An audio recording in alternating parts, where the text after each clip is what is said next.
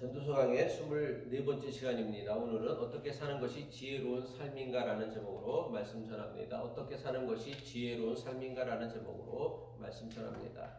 전도자가 바라본 인생은요, 헛된 것으로, 허무한 일로, 부질없는 것으로 가득 찬 인생이었습니다. 전도자는 인생의 허무, 헛됨을 깨닫고 자기 인생에서 사람에게 무엇이 좋은지를 찾고자 끊임없이 노력하였습니다. 하지만 전도자는 자신이 가진 그 모든 지식과 능력과 수고로도 사람에게 무엇이 좋은지를 알 수 없었다라고 고백합니다. 전도서 6장 12절의 말씀이죠. 그림자처럼 지나가는 짧고 덧없는 삶을 살아가는 사람에게 무엇이 좋은지를 누가 알겠는가? 이건 알겠다는 게 아니라 모르겠다는, 아무도 알 수 없다는 뜻이죠. 무엇이 좋은지 알 수 없다라는 전도자의 고백은 저에게 어떤 영적인 도전을 주냐면, 인생에는 반드시 이렇게 살아야 한다라는 정답이 없다라는 영적 도전을 줍니다. 인생에는 없는 것이 세 가지가 있다고 합니다. 공짜가 없고요, 비밀이 없고요, 그리고 정답이 없어요. 인생이 어려운 이유가 무엇입니까? 인생에는요, 반드시 이렇게 살아야 한다라는 정답이 없기 때문이에요. 꼭 이렇게 살아야 된다라는 정답이 있다라고 한다라면 인생 살기 어렵겠어요. 근데 어느 인생이고 똑같은 인생은 단 한 명도 없기 때문에 인생은 살기가 어려운 거예요. 그리고 끊임없이 우리가 자기 자신을 돌아봐야 하는 성찰이 필요하다라는 거예요. 그래서 박웅현이라 쓴 8단어라는 책에 보면은 답을 찾지 마라. 인생엔 정답이 없다. 모든 선택에는 정답과 오답이 공존한다. 지혜로운 사람은 선택한 다음에 그것을 정답으로 만들어가는 것이고, 어리석은 사람은 그것을 선택하고 후회하며 오답으로 만든다. 그래서 인생은 정답이 없는 대신 해답이 있다라는 거예요. 해답이라는 건 뭐냐면 인생을 그냥 살면서 해결해 가는 것이 해답이란 말이에요. 그 사람마다 다 각기 다른 해답을 찾아가야 하는 것이 우리 인생의 비밀이다라는 거예요. 따라서 남 흉내내거나 남 따라하는 것으로 절대로 인생을 잘 살 수가 없어요. 그래서 제가 가장 싫어하는 게 뭐냐면 자기 개발처 찾아서 있는 사람들이에요. 남이 이렇게 살았으니까 나도 그렇게 그대로, 그래서 그 따라하는 사람이에요. 남 그렇게 살았으니까 그대로 따라하면 나도 성공할 수 있을 거라 생각을 해요. 그런 게 없어요. 그 사람이니까 성공한 거예요. 그리고 그 사람이 성공했기 때문에 그 책을 쓴 거란 말이에요. 그렇게 살아서 그 사람이 성공한 게 아니라 자기가 성공했으니까 자기 성공을 자기가 책으로 만들어낸 거란 말이에요. 그러니까 그게 성공의 인생을 성공하는 비법이 되어줄 수 없다라는 거예요. 어떤 것도요. 전도서 7장은요, 정답이 없는 인생을 살아가야 하는 사람들을 위한 전도자의 권면이라고 할 수 있습니다. 전도자가 정답이 없는 인생을 살아가기 위하여 우리에게 가장 중요한 것으로 강조하고 있는 것이 무엇입니까? 그것은 바로 지혜입니다.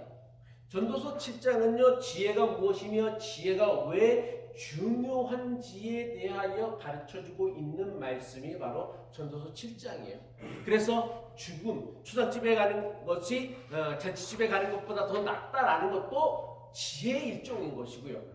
그리고 지난주에 우리가 살펴보았던, 우리가 사람에게 절대적인 권위를 어느 누구에게도 부여해서는 안 된다라는 것도 일종의 지혜인 거고요. 그리고 옛것을 미화할 필요가 없다라는 것, 오래된 격언이라고 해서 무조건 그대로 따라야 하는 절대적인 원칙은 없다라는 것, 이런 것들은 다 인생을 살아가는 지혜다라는 것이죠. 오늘 말씀에서는 계속해서 전도자가 지혜가 무엇인지, 그리고 지혜를 따라 살아가는 것이 어떠한 삶인지에 대해서 가르쳐주고 있습니다. 전도자는 오늘 말씀에서, 우리가 읽은 말씀에서 지혜를 뭐라고 비유하고 있느냐면, 지혜는 유산같이 아름답다라고 얘기하고 있어요. 근데 여기서 우리가 주목해야 할 사실은, 전도자는 지혜가 유산보다 더 낫다라고 하지 않아요. 더 아름답다고 하지 않고 지혜는 유산같이 아름답다라고 했어요. 무슨 뜻입니까? 전도자는 지혜가 중요하다라는 것을 강조하고 있지만 그렇다고 해서 유산의 가치를 무시하지 않아요. 뭐 유산은 전통일 수도 있고 더 정확하게 의미한다면 땅이나 재산 같은 물질적인 가치를 의미하는 것이죠. 다시 말하여 전도자는 지혜라는 영적인 가치와 물질이라는 그 가치를 동등한 위치에 놓고 말씀하고 있다라는 거예요. 지혜라는 뭐냐? 전도자에게 지혜는 신앙으로 살아가는 어떤 영적인 가치, 정신적인 가치를 의미한다라면 유산은 조상 대대로 물려받은 땅이나 재산 또는 전통 같은 것을 의미합니다. 한마디로 세속적이며 물질적인 가치가 유산이라고 한다면 지혜는 지극히 영적인 가치라는 거예요.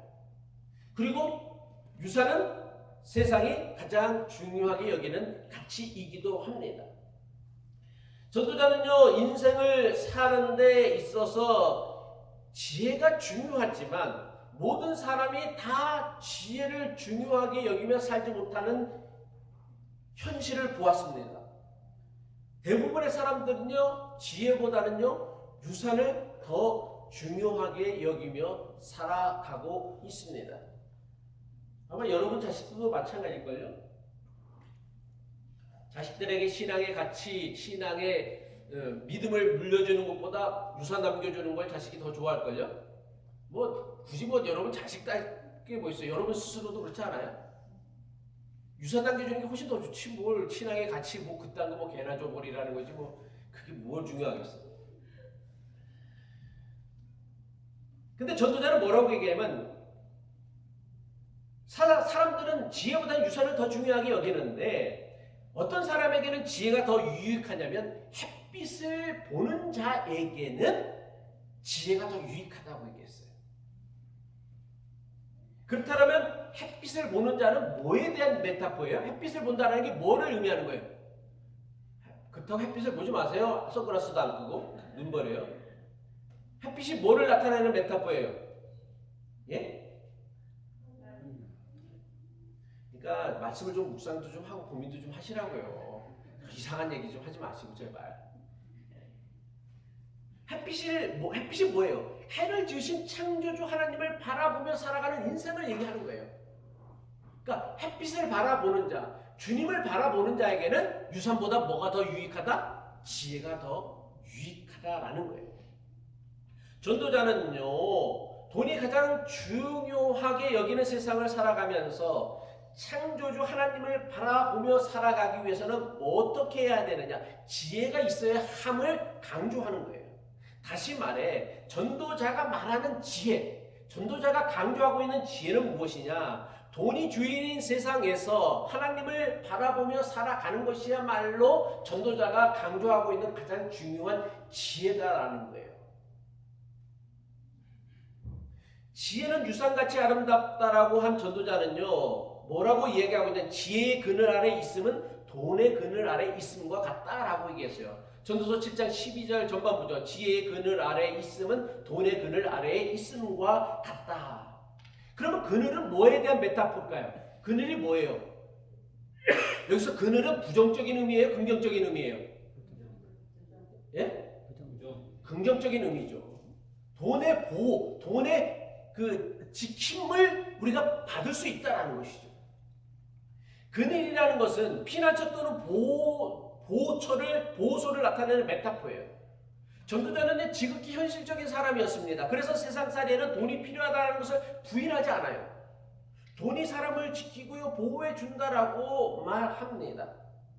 제가 대단히 이상적이긴 하지만 그럼에도 지극히 현실적인 건 뭐냐면 저 역시 마찬가지로 교회에서 제일 중요한 건 돈이라고 생각해요. 돈을 어떻게 쓰느냐에 따라서 그 교회의 믿음의 수준이 나타난다고 생각해요. 인생도 마찬가지라 생각하고요.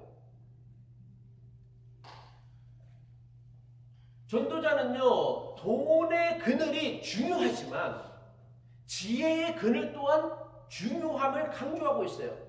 인생을 사는 데는 반드시 돈의 보호가 필요합니다. 돈 없이 살아갈 수 있는 사람 아무도 없어요. 하지만 돈만 가지고 인생을 잘 살 수 있는 사람도 하나도 없다는 사실을 알아야 한다는 것입니다. 돈의 그늘을 제대로 누리며 살기를 원한다라면 뭐가 있어야 되냐? 반드시 지혜가 있어야 한다라고 강조합니다. 지혜가 있어야만 그 지혜 있는 자가 그 가진 것으로 생명을 살릴 수 있다라고 얘기하고 있죠. 전도서 7장 12절 후반부죠. 지혜에 관한 지식이 더 유익하면, 돈의 그늘과 지혜의 그늘이 같지만 동등한 위치이지만 지혜에 관한 지식이 더 유익하면 지혜가 그 지혜 있는 자를, 그 돈을 다르게 쓸 수 있는 지혜를 주기 때문에 지혜가 더 유익하다라고 이야기합니다. 많은 사람이요, 교회를 다니는 사람도 마찬가지예요. 돈만 많으면 인생 아무런 문제 없이 잘 살 수 있을 것이라고 착각하며 살아갑니다. 하지만 정말 돈만 많으면 인생 아무 문제 없이 잘 살 수 있을까요? 부자들은 병에도 안 걸리나요? 부자들은 우울증에도 안 걸리나요? 부자들은 가정 불화도 안 겪나요?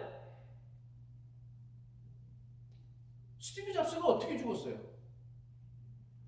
지금 제프 베조스나 아니면 빌 게이츠가 지금 어떻게 됐어요? 가정 불화가 없었어요? 돈이 많은데? 그것도 보통 많은, 우리는 상상도 못하는 돈을 갖고 있는데? 테슬라를 창립한 사람이 누구죠? 일론 머스크. 그 사람의 인생이 어때요? 아무 문제 없던가요? 추잡하기 짝이 없죠. 추잡하기 짝이 없어요. 자기 친구 와이프하고 불륜의 관계를 저질러요. 그리고 그걸 마치 자랑처럼 여긴다는 말이에요.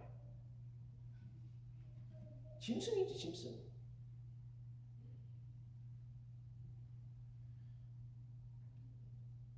만약 돈만 많으면 인생에 아무런 문제 없이 잘 살 수 있다고 한다면 세상에 돈 많은 사람들은요, 아무 인생의 문제도 없이 늘 행복하고 잘 살아야 돼요. 하지만 현실은 절대로 그렇지 않다는 걸 우리가 너무나 잘 알고 있어요. 물론 돈은요, 사람을 지켜주고 보호해주는 가장 유용한 도구이며 수단임에 틀림이 없습니다. 하지만 우리가 분명히 알아야 될 것은 돈은 목적이 아니라 수단이며 도구에 불과하다라는 거예요. 그래서 돈 그 자체만으로는 절대로 인생을 행복하게 만드는 힘이 돈에는 없어요. 돈은요, 제가 늘 강조하지만 은사이기에, 수단이기에, 도구이기에 그것을 내가 어떻게 사용하느냐에 따라서 그 사람을 복되게 할 수도 있고 그 사람을 망치게 만드는 결정적인 도구가 될 수도 있다라는 거예요. 그래서 우리 속담에도 개처럼 벌어서 정승같이 쓰라고 했어요. 돈을 버는 데에는 직업의 기초에 있을 수 없어요. 어떻게 벌어도 그것이 부당하고 불의한 방법이 아니라면 그 돈은 다 소중한 돈이에요. 근데 돈을 쓰는 데에는 반드시 귀천이 나뉘어지게 되어져 있어요. 잘 쓰는 돈이 있고요, 못 쓰는 돈이 있어요. 자기를 살리는 돈이 있고요, 자기를 죽이는 돈이 있다란 말이에요. 근데 우리는 거꾸로 생각을 해요. 벌기만 하면 장땡인 줄 알아. 많기만 하면 장땡인 줄 알아. 그것 때문에 인생이 망가지는 경우가 얼마나 많은데 말이에요. 지혜의 그늘에 산다라는 것이 무엇을 의미합니까? 세상의 이치에 맞춰, 하나님이 정하신 신앙의 이치에 맞춰 살아가는 것이 지혜의 그늘에 산다라는 거예요. 전도서 7장 13절과 14절의 말씀이죠. 하나님께서 세상을 다스리는 이치에 대한 전도자의 깨달음이죠. 13절의 말씀이 질문이라고 한다면 14절의 말씀은 질문에 대한 자문자답이죠. 전도자의 대답이에요. 전도자는요, 질문과 대답 형식으로 하나님께서 정하신 세상 이치가 무엇인지에 대해 우리에게 아주 간단하게 설명해 주고 있어요.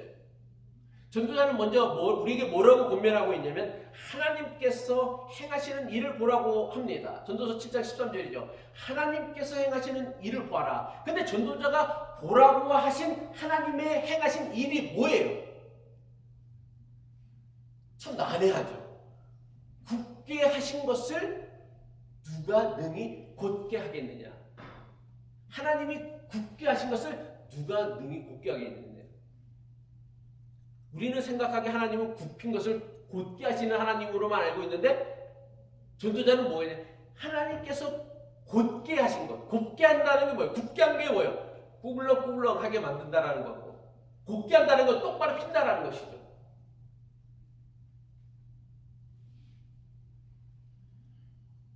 이것은요, 능히 곱게 하느냐. 사람이 하나님이 굳게 하신 것을 사람이 곱게 할 수 있는 사람이 있다라고 얘기하는 게 아니라는 거. 아무도 없다라는 거예요.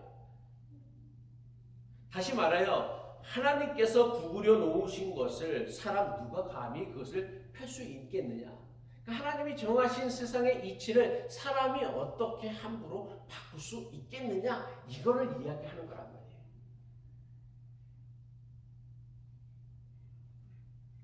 따라서 지혜란 뭐냐? 전도자가 이것을 통해서 우리에게 가르쳐주고 있는 지혜가 뭐예요? 하나님께서 정하신 이치를 따라 살아가는 것, 이것이 곧 지혜다라는 거예요. 왜? 사람의 힘과 능력으로 하나님께서 굳게 하신 것을 사람이 곱게 할 수 없는데, 아무도 할 수 없으니 그럼 우리는 어떻게 해야 돼? 하나님이 굳게 하셨으면 그 굳게 하신 길을 따라 가면 되는 거예요.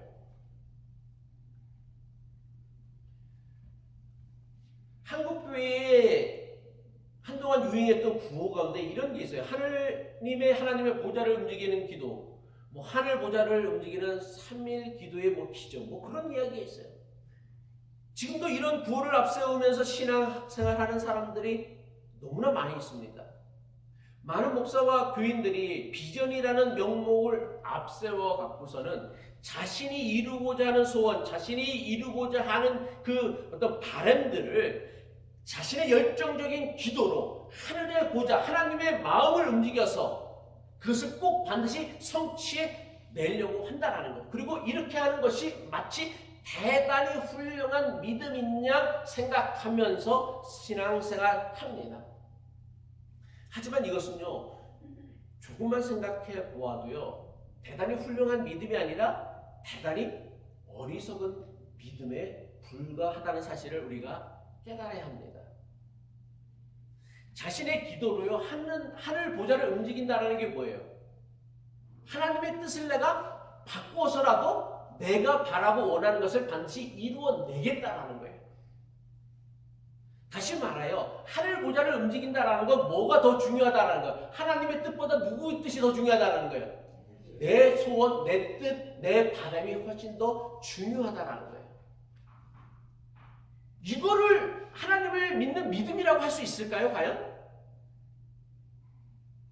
하나님의 뜻을 옮겨서라도, 그 하나님의 뜻을 변화시켜서라도 내가 바라고 소원하는 것을 성취하려고 하는 것, 이것이 과연 하나님을 바르게 믿는 믿음이라고 할 수 있느냐라는 거예요.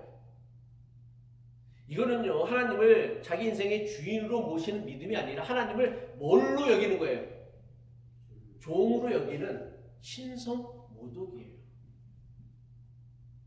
이 사람은 기도할 때 오 나의 주님이라고 하지 말아야 돼. 오 나의 종이여 라고 기도해야지.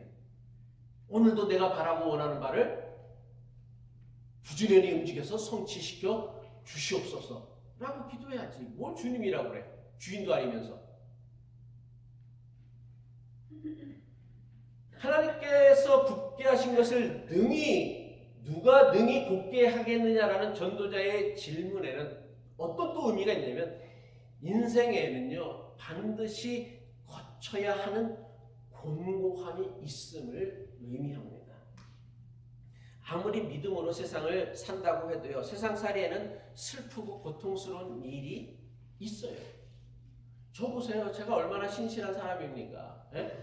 근데 제 인생에 얼마나 많은 고난이 있어요.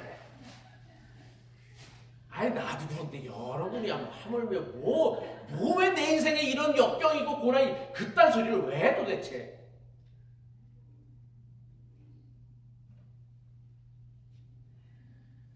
이것을요 피하고 살 수 있는 길은요 그 어디에도 없어요. 이게 곧 인생의 하나님이 정하신 이치이기 때문이에요.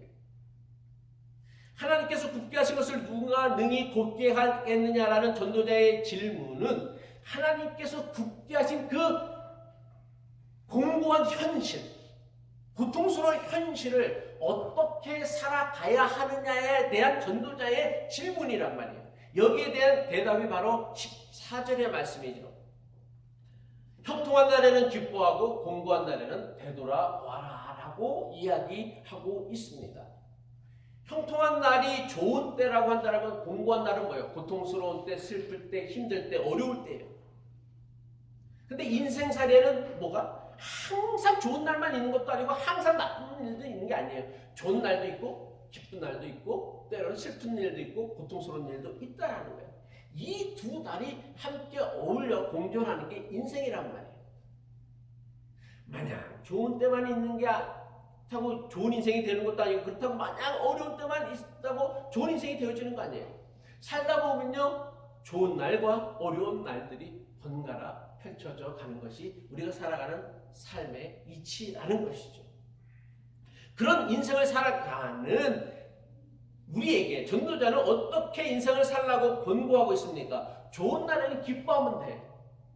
근데 공고한 날에는 기뻐하면 공고한 날에 슬퍼해야 될 거 아니에요. 근데 공고한 날에는 뭐 하라고 했어요? 되돌아봐라 라고 이야기하고 있어요. 여기에 전도자가 말하는 지혜가 숨겨져 있다는 거예요. 여러분이 주목해야 될 것은요. 좋은 날에 기뻐하라고 해서 그래 좋은 날 잔치도 열고 기뻐하고 파티도 열고 뭐 좋은 거예요. 그런데 나쁜 날에는 마땅히 슬퍼하라고 해야 마땅해 보이는데 나쁜 날에는 전도자가 뭐라고 얘기하냐면 되돌아보라고 이야기하고 있다는 거예요. 무슨 뜻입니까? 어려운 일을 겪을 때에 고통을 겪을 때 슬픈 일을 겪을 때 한탄하고 슬퍼하고 불평하고 원망한다라고 문제가 해결되어지는 것 아닙니다. 인생은요 끊임없이 좋은 날과 나쁜 날들이 반복되어지는 거예요. 근데 어려운 일을 겪을 때마다 한탄하고 슬퍼하고 원망하고 눈물로 지새우기만 한다라고 해서 인생의 문제가 해결되어지는 게 아니다라는 거예요. 전도자가 어려울 때, 공고할 때, 슬플 때, 실수했을 때, 잘못했을 때에 되돌아보라고 하는 것은 뭐냐면 왜 어렵게 되었는지, 무엇이 어려운지, 어째서 어려워졌는지를 살펴보라는 거예요. 그럴 때의 인생은요, 그 겪어야 했었던 아픔을 통하여 넓어지고 깊어질 수 있기 때문이라는 거예요. 신앙이라는 게 뭐예요? 높아지는 게 아니라 넓어지고 깊어지는 거란 말이에요. 근데 좋은 날에는 한껏 부풀어 올라서 높아질 수는 있지만 우리의 인생을 정말 깊이 있는 사람이 되게 하고 넓은 스펙트럼을 가져서 이런 사람 저런 사람을 포용해 줄 수 있는 사람이 되어질 수 있게 만드는 것은 뭐다? 내 인생의 역경의 순간이라는 거예요. 그래서 그 역경의 순간에는 슬퍼하기보다 뭐 해라는 거예요? 되돌아보라는 거예요. 가정에 불화를 겪고 있으면 되돌아봐야 되는 거예요. 인간관계에 문제가 생기면 되돌아봐야 되는 거예요. 우리 교회를 떠나간다고 생각하면 우리는 그때부터 되돌아봐야 되는 거예요. 우리의 문제가 무엇인가를 되돌아봐야 되는 거예요. 욕한다고 해결되나요? 배신자라고 비난한다고 해결이 되나요? 안 돼요. 똑같아요. 그러면 똑같은 일을 똑같이 또 반복하고 살아가는 어리석은 인생을 살 수밖에 없다는 거예요. 많은 사람이요 자기 삶에는요 마냥 좋은 일만 계속되기를 바라고요 곤고한 날은 하나도 없기를 바랍니다. 근데 전도자는 이런 기대와 생각을 하는 우리를 향해 이렇게 권고하고 있습니다. 사람은 누구나 다 좋은 날만 계속되어지기를 바라지만 하나님께서는 그렇게 하지 않으셨다라는 거예요. 하나님께서는 좋은 때도 있게 하시지만 어려운 때도 겪게 지나가게 하신다라고 하셔요. 그리고 전도자는요 하나님께서 이 두 가지를 병행하게 하신 이유에 대해서 어떻게 설명하고 있습니까? 뭐라고 설명하고 있어요? 전도서 10장 14절 후반부의 말씀이죠. 우리 이 말씀 같이 한번 읽겠습니다. 시작.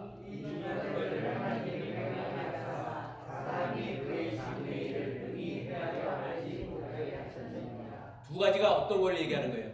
좋은 때와 나쁜 때를 병행하게 번갈아가며 반복하게 하시는 것.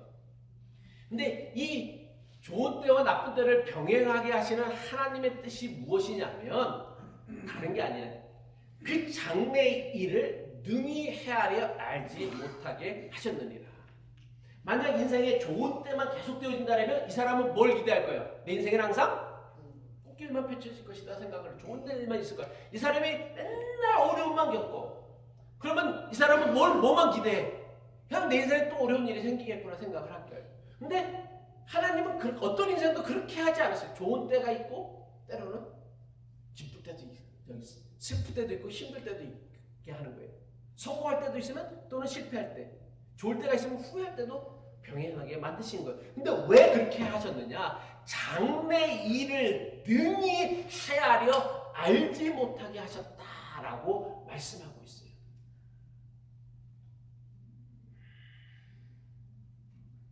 따라서 전도자가 이것을 통하여 우리에게 말하고 있는 지혜가 무엇입니까? 뭐를 이야기하고 싶은 거예요, 전도자는요? 지혜가 뭐냐? 지혜로운 삶이 어떤 삶이냐? 사람이 장래의 일을 헤아리려고 하지 않는 거예요. 장래의 일에 너무 얽매여 살지 말라라는 거예요.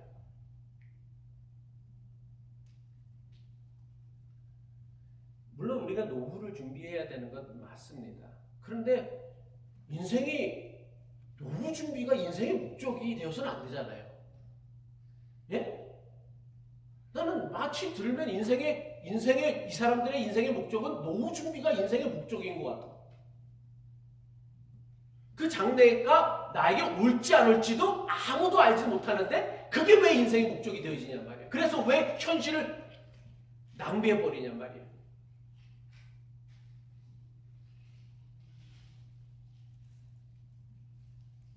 인생은요, 정해지지 않은 미지의 그 시간을 향해 나아가는 모험과도 같은 거예요. 우리 앞에 무슨 일이 일어날지 누구도 알지 못해요. 장래일은 오직 하나님께 속한 것으로 사람이 함부로 바꿀 수 있는 것이 아니에요. 대비한다고 되어지는 것도 아니에요. 그런데 교인들 중에도요, 장래일을 알려고 점집을 찾아가거나 예언하는 사람을 찾아갑니다. 그냥 이왕 점집에 가면은 좀 내 장래가 어떤 묻지 말고 인생 역전시키고 싶으면은 매가 밀리언 당첨번호 뭔지 그걸 물어보란 말이야. 쓸데없는 거 물어보지 말고. 내가 이 사람이랑 결혼하면 잘 살 건지 못 살 건지는 그건 점쟁이에 달려있는 게 아니라 누구한테 달려있는 거예요? 예? 본인에게 달려있는 거지. 점쟁이가 잘 산다고 그러면 잘 살아요? 못 산다면 못 사는 거고요? 그럼 점쟁이가 신이겠네? 그 사람이 다 결정해 주니까. 아니 성경이 누누이 반복하여 그 장래의 미래에 대해서 어느 누구도 알 수 없다고 하는데 왜 그걸 자꾸만 알려고 해? 그거 알면은 인생이 더 행복해지고 잘 살 수 있을 거라고 생각을 하는 거예요? 아니, 그렇지 못하죠. 우리는 궁합도 좋고 사주팔주가 좋아서 잘 살 거야 라고 생각하면 사람들이 뭘 안 하겠어요? 노력을 안 하겠지. 그러면 금세 그 균열이 가게 되고 갈등이 생기고 문제가 생기는 거예요. 하나님께서 사람이 장래 일을 능히 헤아려 알지 못하게 하셨다라는 전도자의 경고, 충고는 뭐를 이야기하냐면 인생이라는 게 무엇인가를 알므로 살아가는 게 아니라 믿음으로 살아가는 거예요. 우리는 알기에 살아가는 게 아니에요. 믿음으로 살아가는 거예요. 그래서 지혜로운 사람의 세상살이는요, 알므로 이어지는 것이 아니라 믿음으로 이루어지는 거예요. 그 믿음이라는 게 뭐냐? 하나님의 순리를 찾아가고 그 순리를 따라 살아가는 것. 그게 믿음이란 말이에요. 내 뜻을 어떻게든 관철시키는 것이 믿음이 아니라 하나님의 뜻을 찾아가고 그 순리를 찾아서 그 하나님이 정하신 이치를 따라 살아가는 것. 그게 바로 믿음이란 말이에요. 말씀을 마칩니다. 우리는 장래에 어떤 일이 일어날지 아무도 알 수 없어요. 설령 안다고 해도요, 아는 것만으로 헛되거나 후회하지 않는 삶을 살아갈 수 있는 인생은 아무도 없습니다. 그 단적인 증거가 뭐예요? 우리가 분명히 알 수 있는 것, 저도 예언할 수 있어요. 이건 100% 틀리지 않는 예언이에요. 여러분 다 죽을 거예요. 우리는 다 죽을 거예요. 저도 죽고 여러분 다 죽을 거예요. 여러분 나는 반드시 죽을 거라는 사실을 모르고 살아가는 사람이 있어요? 나는 아니야, 나 안 죽어 라고 생각하는 사람이 있냔 말이야. 우리는 다 죽을 줄 알면서 살아가지만 왜 인생을 이 모양 이 꼴로 사는 거야? 안다고 바르게 살아가는 게 아니에요. 미래를 안다고 바르게 살아가고 인생을 더 잘 살아갈 것 같다는 그런 길은 없어요.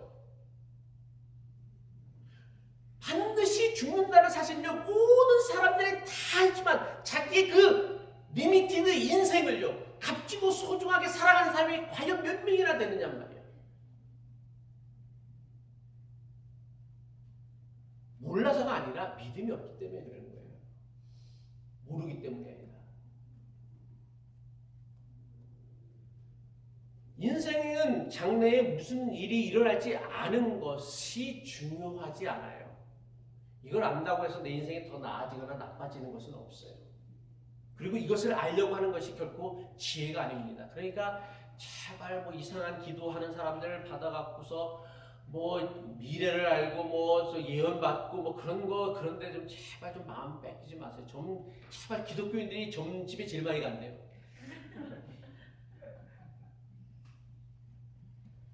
그건 지혜가 아니에요. 하나님께서 정하신 창조의 질서와 원리, 즉 순리를 따라가 살아가는 그 믿음이 있느냐 없느냐가 중요한 것이지, 그거 안다고 해서 내 인생이 달라질 게 뭐 있어요? 여러분이 반드시 죽을 거라는 운명, 그걸 다 알면서도 이렇게 인생을 왜 허비하고 낭비하고 헛되고 부질없는 일에 쓸데없는 일에 낭비하고 살아갔잖아. 알면서도요. 그러니까 아는 게 중요한 게 아니라 믿음이 중요한 거예요. 내가 그 순리를 따라 살아가겠다라는 믿음이 있느냐 없느냐가 중요하다라는 거예요. 하나님의 뜻대로 살아가는 사람에게는요, 그 뜻을 찾아 살아가려고 하는 그 믿음을 가진 사람에게는요, 인생의 곤고한 날조차도요, 그 인생을 더욱 존귀하고 아름답게 하는 은혜가 될 것입니다. 질문 받겠습니다.